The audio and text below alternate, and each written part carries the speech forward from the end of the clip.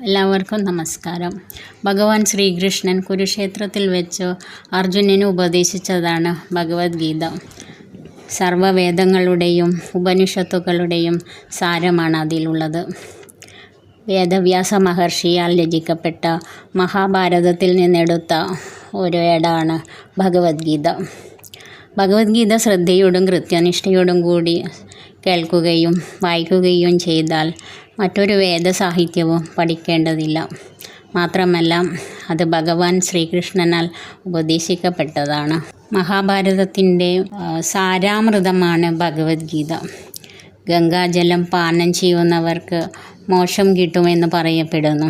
അതുപോലെ ഗീതാമൃതം പാനം ചെയ്യുന്നവർക്കും മോക്ഷം കിട്ടും. കുരുക്ഷേത്ര യുദ്ധകഥ എല്ലാവർക്കും അറിയുന്നതാണല്ലോ. ധൃതരാഷ്ട്ര മഹാരാജാവിൻ്റെയും അനുജനായ പാണ്ഡു രാജാവിൻ്റെയും അവരുടെ മക്കളുടെയും മറ്റനേകം പേരുടെയും കഥയാണ് മഹാഭാരതത്തിലുള്ളത്. ധൃതരാഷ്ട്ര അന്ധനായിരുന്നു. അതുകൊണ്ട് അനുജനായ പാണ്ഡു ആയിരുന്നു രാജ്യം ഭരിച്ചിരുന്നത്. അങ്ങനെ രാജ്യഭരണത്തിന് വേണ്ടിയുള്ള വാഗ്വാദം ഒടുവിൽ യുദ്ധത്തിലെത്തി. പാണ്ഡുവിൻ്റെ മരണത്തിന് ശേഷം യുധിഷ്ഠിരൻ രാജാവായി. ചൂതുകളിയിൽ തോറ്റപ്പോൾ രാജ്യവും സർവസ്വവും പാണ്ഡവന്മാർക്ക് നഷ്ടപ്പെട്ടു. അതേക്കുറിച്ച് രാജ്യം കൊടുക്കാതായപ്പോഴാണ് യുദ്ധം ഉണ്ടായത്. കൗരവസഭയിൽ ദ്രൗപദി ദുശാസനാൽ വസ്ത്രാക്ഷേപം ചെയ്യപ്പെട്ടപ്പോൾ ഭഗവാൻ ശ്രീകൃഷ്ണൻ കൃഷ്ണയുടെ രക്ഷയ്ക്കെത്തി. അന്നു തന്നെ അപമാനിച്ച ദുശാസനോട് പ്രതികാരം ചെയ്തതിന് ശേഷം മാത്രമേ താൻ തൻ്റെ കാർക്കൂന്തൽ കെട്ടിവെക്കുകയുള്ളൂ എന്ന് ദ്രൗപദി ശപഥം ചെയ്തിരുന്നു. വ്യാസദേവൻ്റെ കരുണയാൽ ധൃതരാഷ്ട്രയുടെ കൊട്ടാരത്തിൽ ഇരുന്നു കൊണ്ട് തന്നെ കുരുക്ഷേത്ര യുദ്ധത്തിലെ യുദ്ധരംഗം സഞ്ജയന് കാണാൻ കഴിയും. അതുകൊണ്ടാണ് സഞ്ജയനോട് ധൃതരാഷ്ട്ര അവിടുത്തെ വിശേഷങ്ങൾ ചോദിക്കുന്നത്. ഗീതാധ്യാനം. ഓം ശ്രീകൃഷ്ണായ പരമാത്മനേ നമഃ. ഓം പാർത്ഥായ പ്രതിബോധിതാം ഭഗവതാ നാരായണേന സ്വയം വ്യാസേന കൃതിതാം പുരാണമുനിനാ മധ്യേ മഹാഭാരതം. അദ്വൈതാമൃതവർഷിണീ ഭഗവതി അഷ്ടാദശാധ്യായിനീ അംബ ത്വാമനുസന്തധാമി ഭഗവദ്ഗീതേ ഭവദ്വേഷിണീ. മോസ്തു വ്യാസവിശാലബുദ്ധേ പുല്ലാരവിന്ദായ തപത്രനേത്ര യേന ത്വയാ ഭാരതതൈലപൂർണഃ പ്രജ്വാലിതോ ജ്ഞാനമയപ്രദീപഃ. പ്രപന്നപാരിജാതായ പൗത്രവക്ത്രൈകപാണയേ ജ്ഞാനമുദ്രായ കൃഷ്ണായ ഗീതാമൃതദുഹേ നമഃ. വസുദേവസുതം ദേവം കംസചാണൂരമർദ്ദനം ദേവകീ പരമാനന്ദം കൃഷ്ണം വന്ദേ ജഗദ്ഗുരും. ഭീഷ്മദ്രോണതടാ ജയദ്രഥജലാ ഗാന്ധാരനീലോത്പലാ ശല്യഗ്രാഹവതീ കൃപേണ വഹനി കർണേന വേലാകുലാ. അശ്വത്ഥാമവികർണഘോരമകരാ ദുര്യോധനാവർത്തിനി സോത്തീർണാ ഖലു പാണ്ഡവൈരണനദീ കൈവർത്തക കേശവഃ. പരാശരീയവച സരോജമമലം ഗീതാർത്ഥഗന്ധോത്കടം നാനാഖ്യാനകേസരം ഹരികഥാ സംബോധനാബോധിതം. ലോകേ സജ്ജന ഷട്പദൈരഹരഃ പേബീയമാനം മുദാ ഭൂയാദ്ഭാരത പങ്കജം കലിമല പ്രധ്വംസിന ശ്രേയസേ. മൂകം കരോതി വാചാലം പങ്കും ലംഘയതേ ഗിരി യത്കൃപാദമഹം വന്ദേ പരമാനന്ദമാധവം. യം ബ്രഹ്മാ വരുണേന്ദ്രരുദ്രമരുതാ സ്തുന്യന്തി ദിവ്യൈസ്തവൈഃ വേദൈഃ സാംഗപദക്രമോപനിഷदैः ഗായന്തി യം സാമഗാഃ.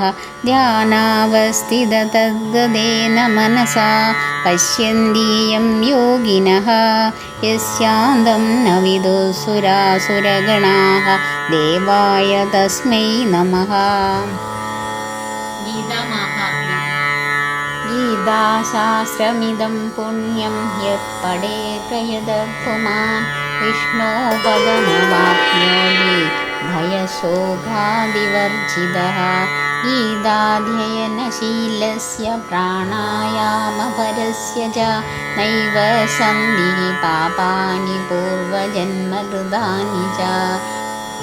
मलनिर्मोचनं पुंसां जलस्नानं दिने दिने सकृद्गीताम्बसी स्नानं संसारमलनाशनं। गीतासु गीता कर्तव्या किमन्यैः शास्त्रविस्तरैः या स्वयं पद्मनाभस्य मुखपद्माद्विनीसुधा भारतामृतसर्वस्वं विष्णोर्वक्त्राद्विनिसृतं। गीता गङ्गोदकं पीत्वा पुनर्जन्म न विद्यते सर्वोपनिषदो गावो रोग्धा गोपालनन्दनः पार्थो वत्ससुधीर्भोक्ता दुग्धं गीतामृतं महत्। एकं शास्त्रं देवकीपुत्रगीतम् एको देवो देवकीपुत्र एव एको मन्त्रस्तस्य नामानि यानि कर्मापेकं तस्य देवस्य सेवा। त्वमेव माता च पिता त्वमेव बन्धुश्च सखा त्वमेव विद्या द्रवीणं त्वमेव സർവം മമ ദേവദേവ. 18 അധ്യായങ്ങളും 700 ശ്ലോകങ്ങളുമാണ് ഈ ഭഗവത്ഗീതയിലുള്ളത്. ഒന്നാമത്തെ അധ്യായം കുരുക്ഷേത്ര യുദ്ധകളത്തിലെ സൈന്യ നിരീക്ഷണം, അല്ലെങ്കിൽ അർജുന വിഷാദ യോഗ. ധൃതരാഷ്ട്രോവാച ധർമ്മക്ഷേത്രേ കുരുക്ഷേത്രേ സമവേതായുത്സവഃ മാമകാ പാണ്ഡവാ ചൈവ കിമകുർവത സഞ്ജയ. അർത്ഥം: ധൃതരാഷ്ട്ര രാജാവ് ഉവാച പറഞ്ഞു, സഞ്ജയ, ഹേ സഞ്ജയ, ധർമ്മക്ഷേത്രേ തീർത്ഥാടന സ്ഥലമായ കുരുക്ഷേത്രം എന്ന സ്ഥലത്ത് സമവേദാഹ ഒന്നിച്ചു കൂടിയവരും യുത്സവഃ യുദ്ധോത്സുകരമായ മാമകാഹ എൻ്റെ മക്കളും പാണ്ഡവാഹ ച ഏവ പാണ്ഡവന്മാരും കിം എന്ത് അകുർവത ചെയ്തു. ധൃതരാഷ്ട്ര പറഞ്ഞു, ഹേ സഞ്ജയ, പുണ്യസ്ഥലമായ കുരുക്ഷേത്രത്തിൽ യുദ്ധോത്സുകരായി ഒന്നിച്ചുകൂടിയ എൻ്റെ മക്കളും പാണ്ഡുപുത്രന്മാരും എന്തു ചെയ്തു. ഭാവാർത്ഥം: മഹാഭാരതത്തിൽ വിവരിക്കുന്ന സഞ്ജയനും ധൃതരാഷ്ട്രവുമായുള്ള സംവാദമാണ് ഈ തത്വശാസ്ത്രത്തിന് അടിത്തറയായി വർത്തിക്കുന്നത്. കുരുക്ഷേത്രത്തിലെ പോർനിലത്ത് വെച്ചാണ് ഇതിൻ്റെ ഉത്പത്തിയെന്ന് നമുക്കറിയാം. സ്മരണാതീതമായ വൈദിക കാലം മുതൽക്കേ തീർത്ഥാടകരുടെ ഒരു പുണ്യസ്ഥലമായിരുന്നു അത്. മനുഷ്യവർഗത്തിന് വഴികാട്ടുവാനായി ഭഗവാൻ ഭൂമിയിൽ അവതരിച്ച കാലത്ത് ചെയ്ത ഉപദേശമാണ് ഗീത. ഇവിടെ ധർമ്മക്ഷേത്രേ, ആധ്യാത്മിക ക്രിയകൾ ചെയ്യുന്ന സ്ഥലം എന്ന വാക്ക് ഏറ്റവും സാരവത്താണ്. എന്തെന്നാൽ കുരുക്ഷേത്ര യുദ്ധാങ്കണത്തിൽ പരമദിവ്യോത്തമ പുരുഷൻ അർജുനൻ്റെ ഭാഗത്താണല്ലോ. കൗരവന്മാരുടെ അച്ഛനായ ധൃതരാഷ്ട്രർക്ക് സ്വന്തം മക്കളുടെ വിജയത്തെക്കുറിച്ച് അതിയായ സന്ദേഹമുണ്ട്. അദ്ദേഹം കാര്യസ്ഥനായ സഞ്ജയനോട് ചോദിക്കുന്നു, അവർ എന്തു ചെയ്തു എന്ന്. തൻ്റെ മക്കളും പാണ്ഡുവിൻ്റെ മക്കളും തമ്മിൽ യുദ്ധം ചെയ്യാനുള്ള ദൃഢനിശ്ചയത്തോടെ പോർനിലത്തെത്തിയിരിക്കുന്നു എന്ന് അദ്ദേഹത്തിന് അറിയാം. എന്നിരുന്നാലും ഈ അന്വേഷണം അർത്ഥവത്താണ്. രണ്ടു കൂട്ടരും തമ്മിൽ ഒരു ഒത്തുതീർപ്പ് ഉണ്ടാവണമെന്ന് ധൃതരാഷ്ട്ര ആഗ്രഹിച്ചില്ല. തൻ്റെ മക്കളുടെ ഭാവിയെപ്പറ്റി അദ്ദേഹം ഉത്കണ്ഠിതനായിരുന്നു. വേദങ്ങളിൽ ദേവന്മാർക്ക് പോലും ഒരു ആരാധനാ സ്ഥലമായി പറയപ്പെട്ടിട്ടുള്ള കുരുക്ഷേത്രമാണ് പോർനിലമായെടുത്തിട്ടുള്ളത്. ആ പാവന സ്ഥലത്തിൻ്റെ സ്വാധീനശക്തി യുദ്ധത്തെ അങ്ങോട്ട് എത്തിക്കുമെന്ന് അദ്ദേഹം ഭയപ്പെട്ടു. വ്യാസശിഷ്യനായിരുന്നു സഞ്ജയൻ. വ്യാസദേവൻ്റെ കരുണയാൽ ധൃതരാഷ്ട്രരുടെ കൊട്ടാരത്തിലിരുന്നു കൊണ്ട് തന്നെ കുരുക്ഷേത്രത്തിലെ യുദ്ധരംഗം കാണാൻ അദ്ദേഹത്തിന് സാധിച്ചിരുന്നു. അതുകൊണ്ടാണ് ധൃതരാഷ്ട്ര സഞ്ജയനോട് യുദ്ധകളത്തിലെ സ്ഥിതിയെപ്പറ്റി ആരായുന്നത്. ഒരേ കുടുംബത്തിൽപ്പെട്ടവരാണ് ധൃതരാഷ്ട്രയുടെയും പാണ്ഡുവിൻ്റെയും മക്കൾ. ധൃതരാഷ്ട്രൻ്റെ മനോഭാവം ഇവിടെ വ്യക്തമാവുന്നുണ്ട്. അദ്ദേഹം മനഃപൂർവ്വം തൻ്റെ മക്കളെ മാത്രം കൗരവർ എന്ന് അവകാശപ്പെടുകയും അങ്ങനെ പാണ്ഡുവിൻ്റെ മക്കൾക്ക് വംശപാരമ്പര്യം നിഷേധിക്കുകയും ചെയ്യുന്നു. തൻ്റെ അനന്തരാവകാശികളാകേണ്ട പാണ്ഡുപുത്രന്മാരുമായുള്ള ധൃതരാഷ്ട്രയുടെ ബന്ധത്തിൻ്റെ പ്രത്യേകത ഇതിൽ നിന്നും മനസ്സിലാക്കാം.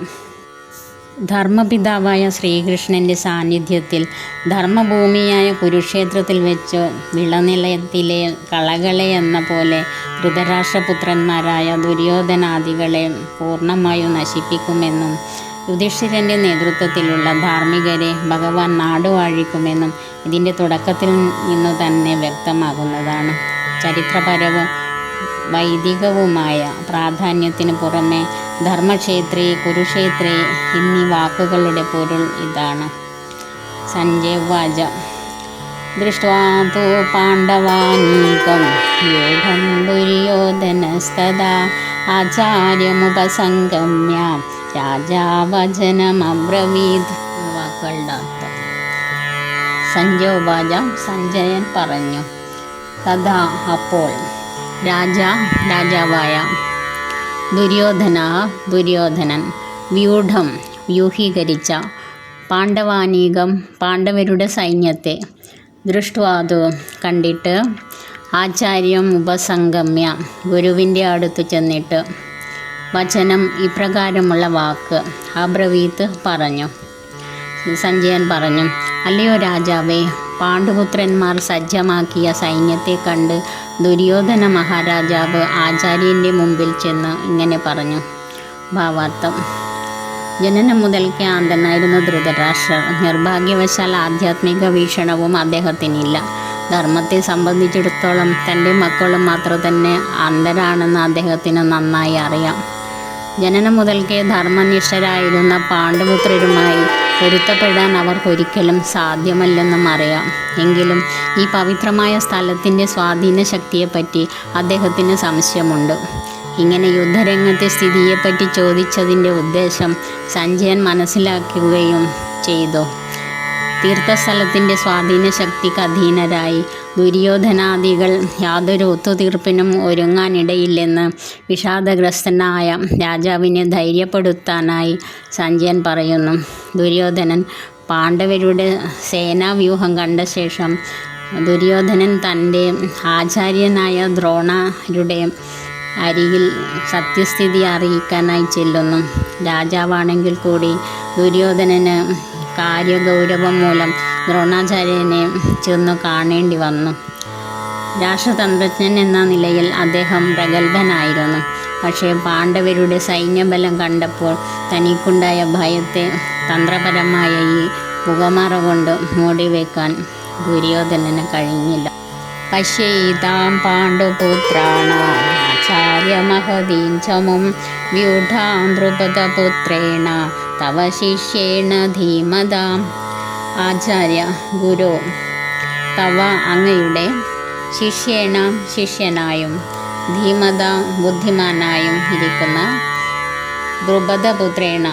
ദ്രുപദപുത്രനാൽ വ്യൂഢാം വ്യൂഹീകരിക്കപ്പെട്ട മഹതീം മഹത്തായ പാണ്ഡുപുത്രരുടെ ഏതാം ചമും ഈ സേനയെ പശ്യ കാണുക. സാരം. അല്ലയോ ആചാര്യ, അങ്ങയുടെ ശിഷ്യനും ബുദ്ധിശാലിയുമായ ദ്രുപദപുത്രൻ ഒരുക്കി നിർത്തിയിട്ടുള്ള ഈ മഹത്തായ പാണ്ഡവ സൈന്യത്തെ ഒന്ന് നോക്കൂ. ഭാവാർത്ഥം. നയതന്ത്രജ്ഞനായ ദുര്യോധനന് സർവ്വസൈന്യാധിപനും മഹാബ്രാഹ്മണനുമായ ദ്രോണാചാര്യൻ്റെ തെറ്റുകളെ ചൂണ്ടിക്കാട്ടേണ്ടിയിരിക്കുന്നു. ദ്രൗപദിയുടെ പിതാവായ ദ്രുപദ രാജാവുമായി ദ്രോണാചാര്യർക്ക് രാഷ്ട്രീയ വൈരമുണ്ടായിരുന്നു. തത്ഫലമായി ദ്രുപദ രാജാവ് ഒരു യാഗം ചെയ്യുകയും ദ്രോണാചാര്യരെ വധിക്കുവാൻ കഴിവുള്ള ഒരു പുത്രനുണ്ടാകാനുള്ള വരം നേടുകയും ചെയ്തു. ഇതെല്ലാം ആചാര്യന് നന്നായി അറിയാമെങ്കിലും ദ്രുപദപുത്രനായ ധൃഷ്ടദ്യുമ്നനെ അദ്ദേഹത്തിൻ്റെ കീഴിൽ സൈനിക അഭ്യാസത്തിന് അയച്ചപ്പോൾ ഉദാരമതിയായ ബ്രാഹ്മണൻ എന്ന നിലയിൽ തനിക്കറിയാവുന്ന ആയുധമുറകളെല്ലാം അദ്ദേഹം ദൃഷ്ടദ്യുമ്നന് പഠിപ്പിച്ചു കൊടുത്തു. ഇപ്പോൾ കുരുക്ഷേത്രത്തിലെ യുദ്ധത്തിൽ ദൃഷ്ടദ്യുമ്നൻ പാണ്ഡവരുടെ സഹായിയാണ്. ദ്രോണാചാര്യരിൽ നിന്നും കിട്ടിയ അറിവിനെ മുൻനിർത്തി അയാൾ പാണ്ഡവ സൈന്യത്തിൻ്റെ സംവിധാനം നടത്തുന്നു. ദ്രോണാചാര്യർ ഈ യുദ്ധത്തിൽ ഒരു വിട്ടുവീഴ്ചക്കും തുനിയാതെ ജാഗരൂകനായിരിക്കണമെന്നുദ്ദേശിച്ചാണ് ദുര്യോധനൻ ആചാര്യൻ്റെ ഈ തെറ്റ് ചൂണ്ടിക്കാട്ടിയത്. ദ്രോണാചാര്യരുടെ ശിഷ്യരായ പാണ്ഡവരുമായുള്ള യുദ്ധത്തിലും ഇതുപോലുള്ള ദാക്ഷിണ്യം കാണിക്കരുതെന്നാണ് ദുര്യോധനൻ ഇവിടെ വ്യക്തമാക്കുന്നത്. വിശിഷ്യ അർജുനൻ അദ്ദേഹത്തിൻ്റെ പ്രിയങ്കരനും ബുദ്ധിശാലിയുമായ ശിഷ്യനാണല്ലോ. അത്തരം ഒരു ദയാദാക്ഷിണ്യം പരാജയത്തിലെ കലാശിക്കൂ എന്ന് ദുര്യോധനൻ മുന്നറിയിപ്പ് നൽകുന്നു. 4-ാമത്തെ ശ്ലോകം. അത്ര ശൂരാ മഹേശ്വാസ ഭീമാർജുന സമായുധി യുയുധാനോ വിരാടച്ച ദ്രുപദശ്ച മഹാരഥഃ. അർത്ഥം അത്ര ഇവിടെ യുധി യുദ്ധത്തിൽ, ശൂര വീരന്മാരും, ഭീമാർജുന സമാഹ ഭീമാർജുനന്മാരോട് തുല്യരും, മഹേശ്വാസാഹ വില്ലാളികളുമായ, യുയുധാനഃ യുയുധാനനും, വിരാടഃ ച വിരാടനും, മഹാരഥഃ ദ്രുപദഃ ച മഹാരഥനായ ദ്രുപദനും. അർത്ഥം ഭീമാർജുനന്മാരോട് കിടനിൽക്കുന്ന യുയുധാനൻ, വിരാടൻ, ദ്രുപദൻ എന്നീ വില്ലാളി വീരന്മാർ ആ സൈന്യത്തിലുണ്ട്. ഭാവാർത്ഥം ആയോധനകലയിൽ ദ്രോണാചാര്യർക്കുള്ള പാടവമോർക്കുമ്പോൾ ദൃഷ്ടദ്യുമ്നനെ ഒരു മികച്ച എതിരാളിയായി കരുതാനില്ല. എങ്കിലും പാണ്ഡവ സൈന്യത്തിൽ ഭയപ്പെടേണ്ടവരായി വേറെയും ചിലരുണ്ട്. ഭീമാർജുനന്മാരെ പോലെ ഭീഷണരായവരും വിജയത്തിൻ്റെ വഴി വിലക്കുന്ന ആ പ്രതിയോഗികളെ ദുര്യോധനൻ എടുത്തു പറയുന്നു. ഭീമാർജുനന്മാരുടെ കരുത്തിനെപ്പറ്റി അദ്ദേഹം തികച്ചും ബോധവാനായിരുന്നതിനാലാണ് മറ്റു യോദ്ധാക്കളെ അവരുമായി താരതമ്യപ്പെടുത്തിയത്. അടുത്ത ഭാഗം അടുത്ത വീഡിയോയിൽ പറയാം.